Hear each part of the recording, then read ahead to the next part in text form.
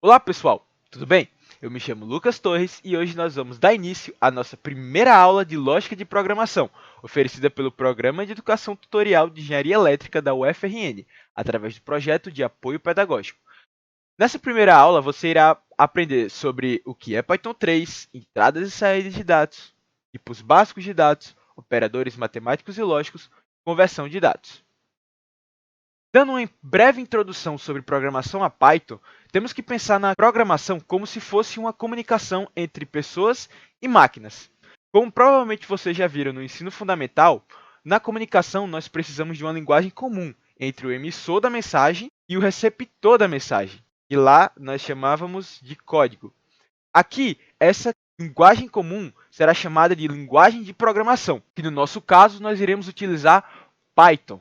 O Python é uma linguagem de programação de propósito geral, que está cada vez mais popular, principalmente na estatística, aprendizado de máquina e muito utilizada na ciência de dados, principalmente pela facilidade na sintaxe e facilidade na manipulação de grandes conjuntos de dados. Indo agora para entrada e saída de dados, nós temos que a entrada de dados é tudo aquilo que nós iremos utilizar para poder receber uma informação ou um valor de um usuário e armazenar ou não em uma variável. Utilizaremos a função input toda vez que quisermos receber uma informação do nosso usuário. E para imprimir essa informação de volta para a tela do usuário, iremos utilizar a função print. Indo para o nosso primeiro exemplo, vamos imprimir uma informação para o usuário, receber a informação que ele nos dará e logo em seguida imprimir essa informação que nos foi dada. Bem, é uma boa prática comentar e fazer anotações em nossos códigos. Para isso, utilizaremos o símbolo que eu conheço por hashtag para identificarmos uma linha de código como comentário. Por exemplo, queremos dizer que essa primeira linha do programa irá nos imprimir Olá Mundo. Para isso, iremos utilizar ou em cima ou ao lado o símbolo hashtag.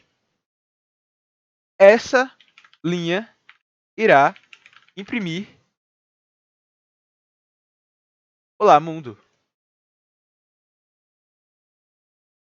Bem, perceba que existem duas formas de colocarmos a informação que queremos imprimir dentro da função print. A primeira forma é utilizarmos aspas simples e a segunda aspas duplas. Em Python não faz diferença se você está utilizando aspas simples ou duplas. A única diferença é que, utilizando aspas duplas, nós iremos conseguir utilizar o apóstrofo quando quisermos escrever alguma coisa em inglês. Por exemplo, it. E isso irá funcionar perfeitamente. Já com aspas simples, nós não podemos fazer isso. Se colocarmos as aspas simples aqui, perceba que a nossa informação foi fechada aqui. E aí vai dar um erro absurdo. A mesma coisa serve se quisermos utilizar aspas duplas. Por exemplo, se eu quiser imprimir um trecho de um livro ou algo do tipo, e quiser utilizar aspas duplas para identificar uma fala de um personagem. Lucas disse: Olá, mundo. Perceba que nesse caso não terá problema. Já no caso de baixo, com certeza vai dar. Bem, vamos apagar tudo que fizemos aqui, deixar apenas o nosso Olá Mundo. Aqui embaixo, nós estamos criando uma variável, nós estamos chamando de info. Info é só o nome da variável. Nós poderíamos colocar aqui algo como Lucas ou Roberto, ou o que você quiser.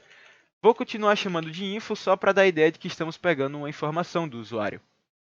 Bem, utilizando o comando input e as nossas aspas simples ou duplas, aqui também não vai ter problema, nós podemos escrever o que nós queremos que o usuário nos indique. Por exemplo, digite o seu nome. Assim, o programa irá imprimir digite o seu nome e logo em seguida vai pegar a informação do usuário, armazenar na variável info e irá imprimir essa variável info. Vamos lá. Apertamos aqui para rodar o nosso programa. Ele irá imprimir Olá Mundo de novo. Digite o seu nome. Lucas Torres Marques. Quando eu apertar Enter, ele vai gravar essa variável em info, essa informação, perdão, em info, e imprimir o que está gravado dentro da variável info. Vamos lá.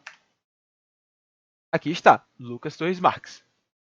Indo agora para tipos básicos de dados, nós temos que cada tipo de dado identifica as características que um determinado dado possui e como ele se comporta.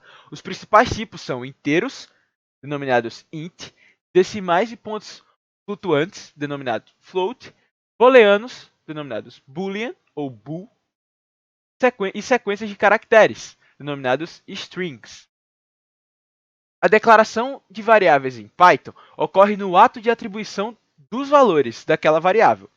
Essa atribuição acontece utilizando o operador igual. Nesse exemplo, vamos declarar algumas variáveis. A primeira é do tipo inteiro. Para isso, nós dizemos o nome de uma variável, chamamos de num_int, e colocamos igual a 7. Isso significa que a nossa variável será do tipo inteiro, porque 7 é um número inteiro.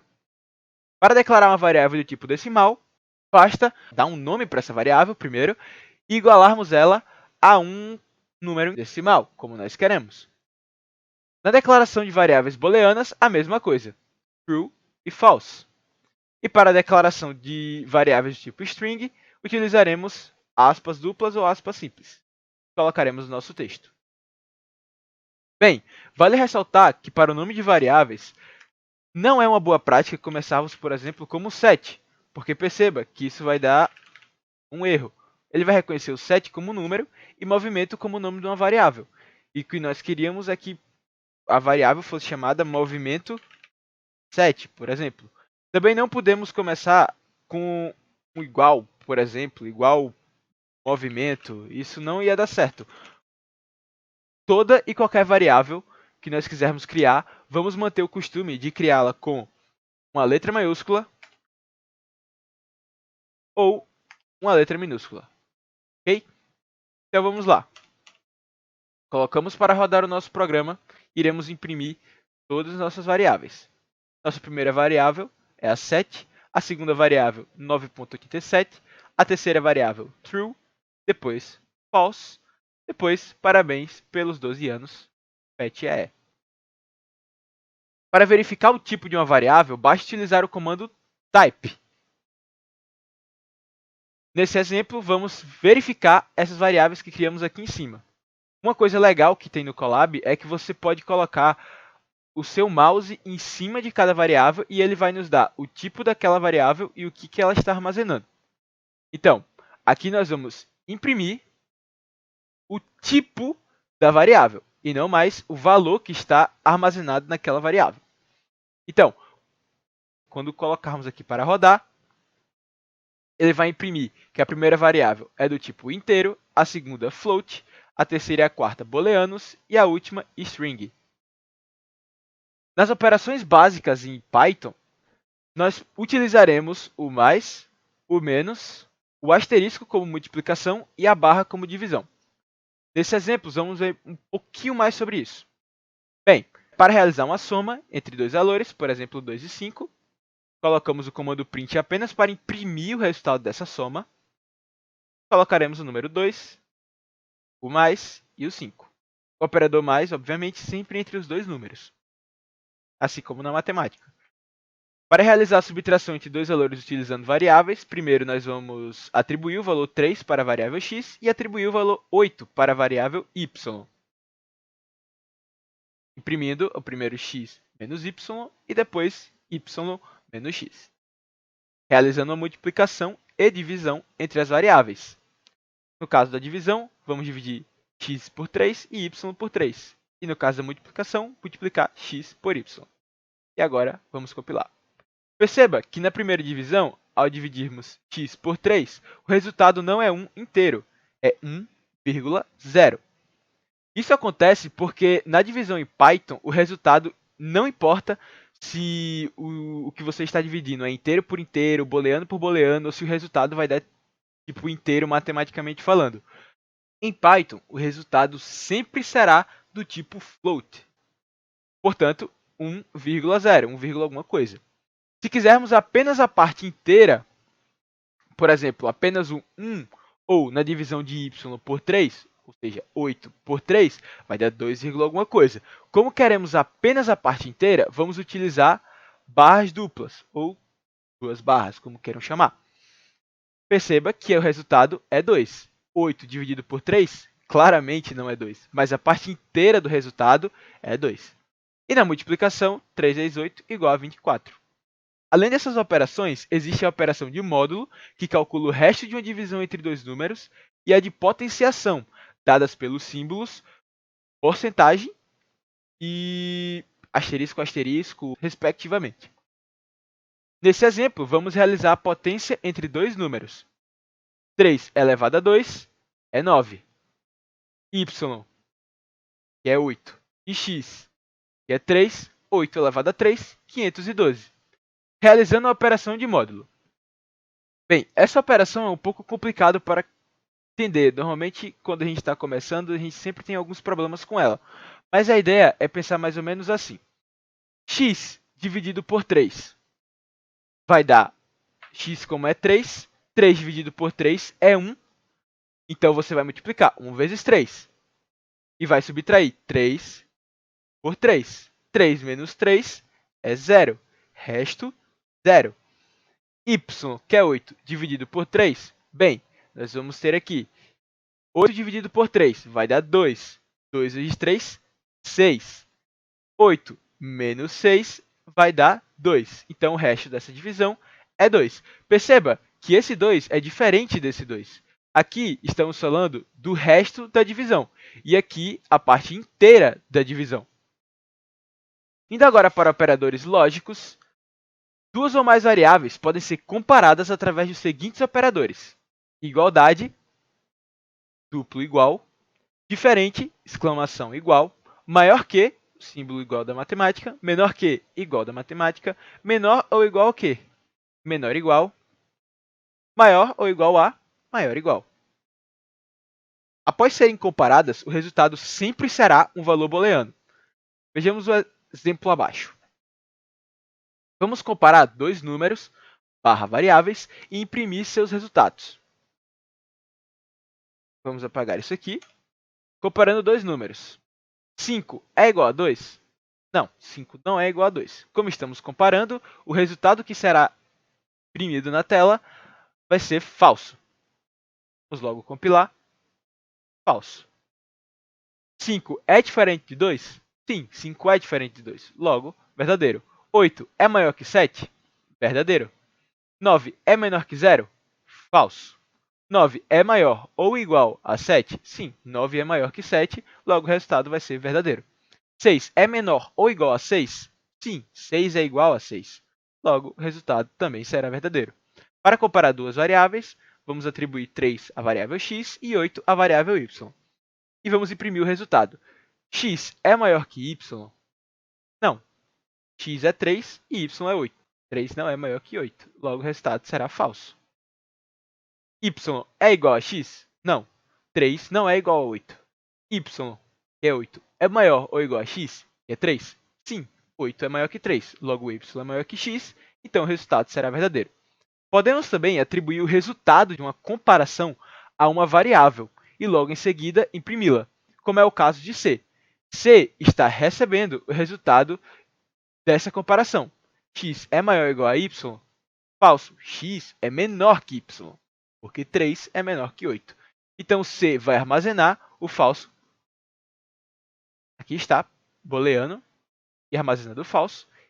E aqui irá imprimir o que está armazenado em C, falso. Além desses operadores lógicos, o Python dispõe de outros operadores específicos para comparação entre duas variáveis booleanas, sendo eles AND, OR e NOT. Bem, aqui temos exemplos das duas variáveis, os dois operadores AND e OR, para duas variáveis. No caso da porta AND, temos A falso, B falso e o resultado é falso. Falso e verdadeiro, ou verdadeiro e falso, o resultado também é falso. A única forma dessa comparação dar verdadeiro é se ambas as variáveis forem verdadeiras. No caso da porta OR, o que ela vai fazer é dar como verdadeiro toda vez que a variável A ou B forem verdadeiras. Então, verdadeiro e verdadeiro dará verdadeiro, verdadeiro e falso dará verdadeiro, falso e verdadeiro também é verdadeiro, e falso só pode ser falso. E agora, vamos a um exemplo. Novamente, vou apagar esse primeiro. Declarando variáveis. X igual a 8, Y igual a 6, Z igual a 6, PET igual a tutoria e o FRN igual a universidade. Verificando se duas variáveis têm um certo valor em comum. Vamos lá. Print x é igual a 8? Sim, x é igual a 8. Logo, é a mesma coisa estarmos querendo isso aqui. Verdadeiro. E y é igual a 8? Não, y não é igual a 8. Então, perceba que estamos colocando aqui algo verdadeiro e falso. O resultado entre verdadeiro e falso, como nós já vimos aqui em cima, será falso. Então, quando compilarmos, falso e falso. Essas duas linhas de código são idênticas. Verificando se ao menos uma variável tem um certo valor. X é igual a 8 ou y é igual a 8. Isso é a mesma coisa de estarmos imprimindo print verdadeiro ou falso. E como vimos aqui em cima, verdadeiro ou falso dará verdadeiro. Então, ao compilarmos o código, será verdadeiro. Print not x igual a 7. X não é igual a 7, logo o resultado daqui seria falso. Mas o operador not irá inverter o resultado dessa operação. Então, x é igual a 7? Não, o retorno seria falso. Mas como temos o not aqui, o retorno será verdadeiro. Como podemos ver na terceira linha daqui do nosso código. Verificando se todas as variáveis são maiores que 5. Para todas as variáveis serem maior que 5, x tem que ser maior que 5, e y tem que ser maior que 5, e z tem que ser maior que 5. Todas as variáveis são maiores que 5. 8 é maior que 5, 6 é maior que 5 e 6 é maior que 5. Verificando se duas strings são iguais. Bem, pet é igual ao frn? Falso. Pet é diferente de frn? Verdadeiro. Se nós utilizarmos o operador maior, menor, na comparação entre duas strings, ele irá comparar a quantidade de caracteres que tem em cada string. Então, utilizando esse operador maior, estamos dizendo que a quantidade de caracteres armazenadas em pet é maior que a quantidade de caracteres armazenadas em UFRN. Tutoria tem 2, 4, 7 caracteres. Universidade, 3, 6, 8, 9, 10, 11, 12 caracteres. Então, como um tem 8 caracteres e o 8 tem 12 caracteres, obviamente o resultado dessa operação será falso. Vamos agora para a conversão de dados. Como nós já vimos anteriormente, nós podemos utilizar uma variável do tipo int, string, float ou booleano. Porém, em algumas determinadas situações, nós queremos transformar uma determinada variável em outra. Para isso, basta utilizarmos as determinadas funções. Int, para transformar uma variável para o tipo int, string, str, para transformarmos uma variável para o tipo string, float, para transformarmos uma variável para o tipo float, e boolean, para transformar uma variável para o tipo booleano. Então, olhamos aqui o exemplo. O número vai receber o que for dado pelo usuário. Então, vamos adicionar um número aqui, 12, e ao apertarmos Enter, ele vai armazenar esse número. Logo embaixo, iremos verificar o tipo da nossa variável. Toda vez que estivermos armazenando uma informação numa variável, essa informação será do tipo string. Para transformarmos essa informação do tipo string que o nosso usuário nos informou para o tipo inteiro, iremos utilizar a função int, como já foi dito anteriormente. Então, criamos outra variável com o nome inteiro e de tipo inteiro, que irá armazenar o que nos foi dado para o tipo inteiro. Imprimindo o tipo inteiro, nós temos que ele vai ser de fato inteiro. Convertendo a variável para o tipo float, decimal vai receber o float inteiro, que era a nossa variável int, que está armazenando 12. Imprimimos o tipo, temos que é do tipo float.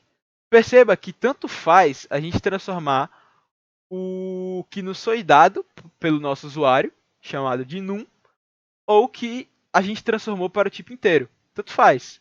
Aqui está. O resultado é o mesmo. Aqui ele está armazenando 12.0 e aqui ele está armazenando 12.0.